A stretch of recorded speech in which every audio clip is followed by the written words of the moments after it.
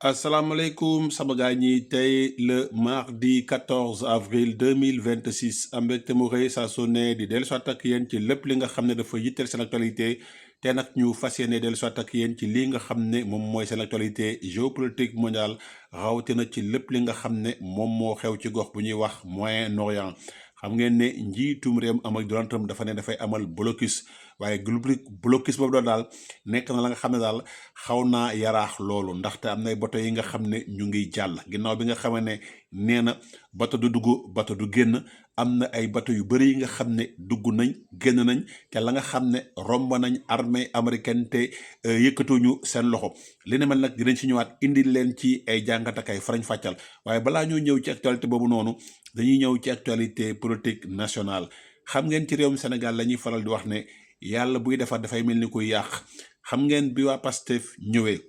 rawatina bi duo bii nga xam ne di Diomaye ak Sonko ba ñu ñëwee ci boppam réewum Sénégal ñu bëri dañ doon wax ne réew mi dañ ko yàq mooy liñ fi fekkoon lu baax te président Macky Sall defar ko ñoom salfaaji nañ yëpp yàq nañ yëpp maanaam fexe nañ ba lii nga xam ne moom mooy bailleurs yi kenn wóoratu ci réewum Sénégal ginnaaw bi nga xamee ne dañoo fësal lu ñuy wax ab dette cachée ñuy wax ne nag lépp li nga xam ne ay entreprise étatique la woon ñoom ñu ngi koy salfaañe rawatina port de Dakar bii nga xam ne nee nañ Waly Diouf Bodian da koo yàq ti yaxeet dàq fa ay lim yu takkoo takku di amal lu ñuy wax le grand remplacement jamono jooju ñu ngi doon dégg ñuy wax ne ci réewum Sénégal ñoom yokk nañ taux de chômage bi parce que entreprise yi nga xam ne moomeelu état la fépp lañ raxas ña fa nekkoon remplacer leen nag ak seeni ñoñ lii mooy kàddu yi nga xam ne moom lañ doon dégg ñuy wax ne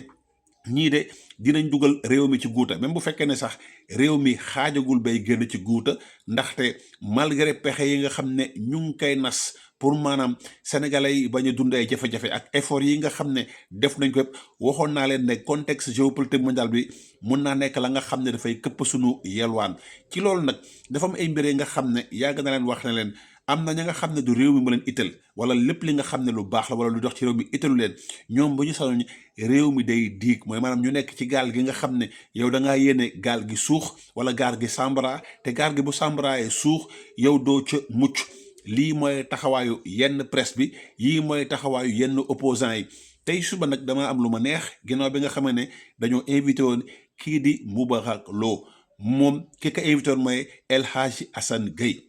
moom nag da koo laaj benn laaj ne ko lan moo tax ba nguuru Diomaye ak Sonko duñu nangu la nga xam ne moom la FMI di xaar si ñoom mooy maanaam ñu amal lu ñuy wax restructuration waaye moom dafa ne restructuration daanaka kàllaame bi kott lañ changé waaye mooy lu ñuy wax ajustement structurel yàgg naa leen wax fii ne leen bu fekkee ne Sonko dafa lànk ne réew mi kenn du ko amal restructuration mooy maanaam ñoom amatuñu benn levier bi nga xam ne mun nañ kaa sukkandiku maanaam dañuy wane ne ñoom dañoo tële mënatuñu léegi FMI ñëw moom nag mooy ñëw ne su ko neexee sax mun na wax ne leen jaay leen BRT bi ngeen privatiser ko jaay leen TER bi ngeen privatiser ko wàññi leen subvention yi ci électricité bi wàññi leen subvention ci ceeb bi wàññi leen subvention ci mbéy mi léegi loolu mooy lu ñuy wax restructuration mooy maanaam yow nit ñëw sa kër maanaam boo doon añee ceebu yàpp mu ne la léegi ceebu keccax ngay añee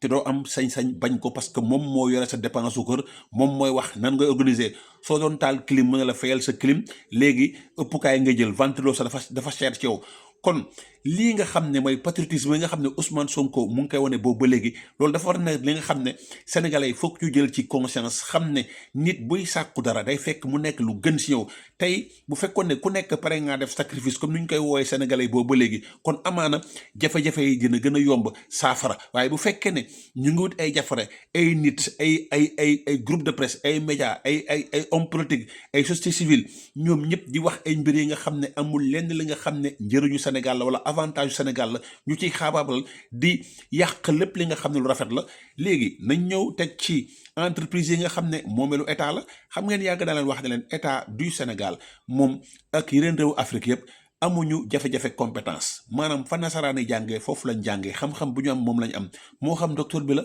moo xam ingénieur bi la moo xam scientifique bi la lenn kot moo leen wutale mooy maanaam ingénieur sénégalais bi wala médecin sénégalais bi jub kot maanaam xam-xam bi benn la ni ñuy tabaxee taax wala pont benn la waaye bu fekkee ne yow boo ñëwee Afrique nga ngàlloo ji koy caay-caay mooy maanaam nga ngàlloo ji koy njublang fépp fa nga xam ne 100 kilos de fer moo fa war a dem nga def fa 30 kilos de fer li si des nga damm sa poos pont bi su defee une semaine mu mbàbb wala mu daanu wala mu yàqu lii moo ñu wutaleeg tubaab bi malgré que ne ñoom dañuy wax ne ay gëmuñu yàlla mooy maanaam ñoom nekkuñu nit yi nga xam ne ay nit yuy topp diine lañ mais teewul lépp li nga xam ne dafay jëm ci jub ñoom ñoo ñu ko ëppale fuuf maanaam lépp li jëm ci maandoog jub ak ragal yàlla maanaam ñun ñi nga xam ne ñun ñooy ñi nga xam ne dañoo gëm yàlla ñoom ñi nga xam ne nee nañ gëmuñu yàlla waaye ci seen doxalin ñoom mandargay ay nit yu ragal yàlla la ñuy wone saa su nekk. kon tey port autonome de Dakar gis ngeen ne kii di son excellence monsieur Bassirou Diomaye Diakhar Faye malgré que ne jubóowul ak Waly Diouf Bodian waaye gis ngeen ne suppar ñi na xar kanam bii nga xam ne moom la port nekkee woon maanaam fexe na ba lépp li nga xam ne pëcc xoola woon lépp li nga xam ne yàq la woon mooy gabegie lu ñuy wax assainissement ci koppar yi nga xam ne dañ ko doon jox ay waykat di ko jox ay presse di ko jox ca la nga xam ne c'est de façon indue loolu yëpp dakkal nañ ko loolu moo tax ba jamono ji port bi di liggéey ci anam bu sell ci anam bi nga xam ne dafay tegu ci lu ñuy wax yoonu saraatal mustaqim gis ngeen ne Dakar Dem Dikk bi taxaw wax ne def na lu toll ci 21 milliards d'économie kon réewum Sénégal du problème mu maanaam compétence lañ am mais benn kott mooy sunu gàllankoor mooy la nga xam ne dafay jëm ci lu ñuy wax jubal ku nekk luñ la dénk nga xam ne lii moomeelu askan bi la nga fexe ba muy jëm ci askan bi waaye bu fekkee ne dañ laa dénk entreprise nga def ko yëfu mbokk nga jël ay nit yi nga xam ne comme ni ñu defoon poste comme ni ñu defoon feneen ak feneen recruter ba nga xam ne poste la nga xam ne moom lay am ci koom-koom la nga nit ya nga koy jox teraanga dem na ba ëpp ko fuuf maanaam nit yi nga xam dañuy liggéey te ñu bëri seen kër la ñuy toog mooy li ñuy wax toog muy dox ñëpp xam nañ ne réalité bu leer nañ la ci réewum Sénégal depuis indépendance ba léegi mooy système clientélisme politique yi képp ki nga xam ne décret président nga daan jot la ngay njëkk a def mooy ràccal sa bopp ay teraanga jëndal sa bopp benn oto bu bakkane amaana sax nga boole ci sa soxna wala nga boole sa yaay maanaam entreprise wu mbokk lay doon diggante yow sa jabar say doom say xarit say jegeñaale ak lépp li nga xam ne rek maanaam luy ruus la da nga koy ne xoraaj kepp ko di ko rawale bitim réew wala muy dem ca la nga xam ne maanaam du lenn li nga xam ne dafay delluwaat ci askan bi loolu nag ku ko jubanti Sénégal changement yi dafay nekk li nga xam ne lu fës la gis ngeen kii di Bassirou Kébé fa mu jëlee SN ak lu mu ko liggéey te teewul résultat yi mucc ayib yi nga xam ne def na képp dañ koo dàq ak ñeneen kon tey réewum Sénégal bu amee jafe-jafe rek mun nañu wax ne kii di son excellence monsieur Bassirou Diomaye Diakhar Faye moom moo xamul ban tànk lay feccee ndaxte moom nee na ci biir parti Pastef la bokk waaye lépp li nga xam ne waxoon nañ ko ne déggoon nañu Sénégalais nañ ko mandargal cee réforme mu ngi cay téye tànkam wala mu ngi cay traîner les pieds te gis ngeen ne démarche yi nga xam ne koy faral di am mooy démarche yi nga xam ne ñi ko war bokkoon ci système bi ñoom ñoo koy xelal mooy billet maak yu ñuy séddale mooy xaalis yu ñuy joxe ci rassemblement ak ñoom it seen te loolu yëpp Pastef dafa newoon da koy woon ginnaaw moom mu bokkoon sax ña nga xam ne sax moom position ba fa nekkoon ñoom ñoo ëppoon lu ñu doon xeex li ni mel tey mu taxawaay bi nga xam ne daal dafa nekk taxawaay bu jaaxal ñu bëri ci loolu nag damay ñëw directement ci lii nga xam ne moom mooy actualité géopolitique mondiale xam ngeen Donald Trump dafa xam ne dafa bloqué lu ñuy wax détroit d'Ormuz waaye gis ngeen ne bateau yi ñu ngi wéy di jàll boobu ba léegi tey am na benn pétrolier chinois bi nga xam ne traversé na lii di détroit d'Ormuz te Chine sax ñoom dañoo commencé dankaafu parce que ñoom ay xupp yu am solo lañ xupp réewum États-Unis d'Amérique di wax ne daal du ñu nangu maanaam la nga xam ne ay xaatim la ñu déggoo ko réewum Iran mu nekk la nga xam ne seen sañ-sañ la droit international du ko concédé lii di réewum Amérique di ko salfaañe le ministre chinois de la défense l'amiral Dong Jun vient de lancer un avertissement sans effet aux États-Unis. Nous avons des accords commerciaux et énergétiques avec l'Iran maanaam moom xam na ne réewum Chine dafa am ay accords commerciaux ak énergétiques ak réewum Chine nous attendons de tous qu'ils ne s'ingèrent pas dans nos affaires maanaam ñoom du ñu may kenn di dugg ci diggante bii nga xam ne moo dox seen diggante ak Iran ci accords yi nga xam ne dañ koo xaatim mu nekk ay accords énergétiques ak ay accords commerciaux le détroit d'Ormuz nous est ouvert mooy maanaam ñoom dañ leen ubbil lii nga xam ne moom mooy détroit d'Ormuz il ne s'agit pas de diplomatie mais d'une attaque directe contre le discours ferme du président maanaam mbir mi nekkatul wàllum diplomatie ñoom jàpp nañ daal la nga xam ne moom la américains yi bëgg ñoom du ñu banque seen loxo di tegu kisaan mu koy mandargal Trump qui évoque la pression navale et le blocus pour asphyxier l'Iran et contenir Téhéran la Chine s'approvise en énergie moyennant principalement par ce pont de passage stratégique xam ngeen lu ëpp ci la nga xam ne Chine da ko yittewoo daanaka 15% ci détroit d'Ormuz boobu lay jaar alors que la puissance américaine a garanti la sécurité de l'approvisionnement mondial en pétrole pendant des décennies. La Chine communiste s'empresse de protéger ses alliés des alliés et protéger islamistes et radicaux. am na ñi nga xam nag ñoom dañoo jàpp ne Chine moom dafay gaaral ñii nga xam ne ñoom ñooy alliés te ñooñu wax nañ ne ay extrémistes radicaux lañ maanaam cette initiative risque de transformer les frictions économiques en une confrontation dangereuse en jeu les prix mondiaux de l'énergie et des intérêts américains. L'équipe de Trump perçoit la menace pour ce qu'elle est une faiblesse déguisée en faveur de la part du rival prêt à tout pour consolider cette chaîne d'approvisionnement. ñoom nag ñii nga xam ne ñoom ñooy américains ñoom dañoo jàpp ne xupp yi nga xam ne moom la Chine di xupp dafa mel ni daal ñoom dañoo nekk di kattanal ab régime bi nga xam ne ay islamistes radicaux lañ te léegi nag ñoom nekkuñu réew mi nga xam ne réew mu faible lañ mooy maanaam ñoom kenn gisul si ñoom ñàkk fayda wala kenn gisul si ñoom yeneen mbir yi nga xam ne moo tax ba l'Amérique n'accepte pas les leçons de non-ingérence de la part de Pékin alors que la Chine inonde le monde de produits bon marché et ignore les provocations iraniennes. ñoom nee nañ Chine taxawaay bii nga xam ne moom la taxawee mooy maanaam tour àdduna bi ay produits yi nga xam ne daanaka mën nañu wax ne su bëri ay pacotille lañ ñoom nag américains yi nekk ñu kenn ki nga xam ne dañ lay xupp jëm ci wàll bi ni mel. Le blocus américain contre là c'est du concret maintenant. Les navires sortant des ports iraniens se trouvent bloqués entre Sohar et Bandar Jast. Les cartes de tracking le montrent clairement. Et puis un tanker chimique tourne en rond depuis des heures sans avancer maanaam wax nañ ne blocus bi nekk na la nga xam ne commencé mandargawu waaye li am ba des am na ay bateau yi nga xam ne ñu ngi jàll rawatina nag ay bateau yi nga xam ne ay bateau chinois lañ. léegi nag toute provocation américaine contre des navires chinois dans le détroit d'Ormuz sera considérée comme une franchise de ligne rouge. mooy la nga xam ne moom la chef d'état-major général bu armée bu Chine xam la ne maanaam lépp li nga xam ne ay pexe la pour jéem a téye seen i bateau wala pour jéem a gàntal seen bateau loolu ab ligne rouge bi nga xam ne ñoom su nañ toog di si ko seetaan. La Chine ne permettra pas que la sécurité de ses navires ni celle de ses navigations soit menacée et Washington portera l'entière responsabilité de l'escalade. maanaam lépp li nga xam ne dafay xew rek dafa mel ni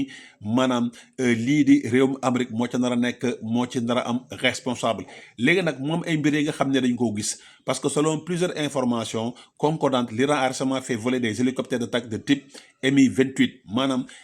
Iran gis nañ ko mu naawal ay avions yi nga xam ne ay avions russes la ñu leen duppee ay Mi-24. Ces appareils de fabrication russe sont des hélicoptères d'attaque lourds maanaam ay hélicoptères yi nga xam ne ay hélicoptères d'attaque yi nga xam ne yu diis la. Il peut effectuer des missions de reconnaissance d'armée et d'appui au sol maanaam mun na jàppale ay troupes au sol. Ils peuvent notamment engager des cibles terrestres et certaines configurées pour lutter contre des drones. am na nga xam ne dañ koo configurer ba nga xam ne mun naa xeex ak lépp luy niroog ay xeetu drone. Des sources rapportent que leur présence au-dessus de la capitale s'inscrit dans un contexte de tension accrue et pourrait viser à renforcer la défense aérienne locale face à la menace des drones ennemis. maanaam ñoom dañoo jàpp ne hélicoptères yi nga xam ne ñu ngi commencé di naaw ci fii nga xam ne mooy capitale bi Téhéran mun na nekk la nga xam ne daal dina dimbali ci xeex bi nga xam ne dafay raw ci drone américain yeeg drone israélien yi nga xam ne dañuy dugg di lëmbe ci fii nga xam ne moom mooy réewum Iran yëpp. Le Mi-28 est conçu pour opérer de jour comme de nuit moom nag mun naa liggéey bëccëg comme guddi. te dafay embarquer lu ñuy wax ay missiles anti-char dafay embarquer lu ñuy wax ay roquettes ak ay canons automatiques ce qui en fait un outil polyvalent pour des missions de combat rapprochées et de défense territoriale. maanaam jamono jii mun nañu wax ne daal lii nga xam ne moom mooy réewum États-Unis d'Amérique ak réewum Iran ku nekk yaa ngi ñongal jëm ci wàllum ngànnaay. xam ngeen ne wax nañ ne am na ay système de défense anti-aérienne yi nga xam ne Chine da koo yët lii nga xam ne moom mooy réewum Iran mu nekk ay systèmes yi nga xam ne yu sophistiqué lañ te wax nañ sax ne système yooyu noonu ñoo wàccee ñaari avion américains yi nga xam ne ay F-15E Strike Eagle lañ. kon lu ci mënti am daal chinois yi ñoom weddi nañ li ni mel ba tëdd si naaj bi wax ne lenn amu ci dara amu ci maanaam lépp li nga xam ne dañ leen koy tuumal daal nekkul la nga xam ne nit yi mën nañ caa indi ay firnde. ci biir loolu nag lii nga xam ne moom mooy réewum Israël jamono jii mu ngi sumb ay waxtaan ak réewum Liban ginnaaw bi nga xam ne ñoom teg nañ loxo ay territoires yi nga xam ne ay territoires yu am solo la parce que kii nga xam ne moom mooy njiitum réewum maanaam armée Israël ak chef d'état bi nga xam ne mooy chef d'état-major général bu armée bi Bin Jebil presque tombé. L'armée israélienne a quasi pris le contrôle de Bin Jebil ville symbole du Hezbollah au sud Liban mooy maanaam dëkk bi nga xam ne moom mooy mandargalay lii nga xam ne moom mooy Hezbollah. Le colonel Shamka s'est même photographié devant le mémorial des martyrs en plein centre-ville maanaam kii nga xam ne moom mooy colonelu armée bu Sahel photographié wu na ci xolu dëkk bii nga xam ne moom la ñuy wax Bin Jébil bi nga xam ne armée israélienne teg na ko loxo. Le centre est encerclé de tous les côtés. Quelques dizaines de combattants de Hezbollah tiennent encore dans le vieux quartier. Ils semblent décidés à résister jusqu'au bout. am na daal ay quelques membres Hezbollah yi nga xam ne ñoom ñu ngi leen encercler ñu ngi leen wër ci biir dëkk bi mu mel daal ñoom dañoo fas yéene raak ba fa fu mu yem neex. Une chute symbolique forte pour Israël, une perte douloureuse pour le Hezbollah maanaam dëkk bi moom bu daanoo dafay nekk benn perte bu rëy bu tara pour ne comme ni ko Victor Orban waxee woon ne perte bi nga xam ne la perte élection yi perte bu métte la kon dëkk bi nga xam ne moom mooy Bint Jibel nee na daal lii di armée Sahel wër nañ ko ndomb ay quelques soldats wu Hezbollah ñoo fa nekk di jéem a résister maanaam fas yéene daal dem ba jeex takk fas yéene woon daal daw fas yéene gàddaay dañoo fas yéene jàmmarloo ak ñii nga xam ne ñoom ñooy armée Sahel ba fa nga xam ne foofu la mbir yi yem. léegi nag maa ngi dellu soit ak yéen ci yeneen xeetu actualité yi nga xam ne am na parce que réeroo bu métti dox na ci diggante Italie bu Giorgia Meloni ak Benjamin Netanyahu bu Israël ba nga xam ne dakkool nañ seen accord de défense yi nga xam ne moo doxoon seen diggante ñaari réew. seen xarit la woon Léon Baltasar le Caméléon di la ñaanal kenn du lu jàmm ak salaam.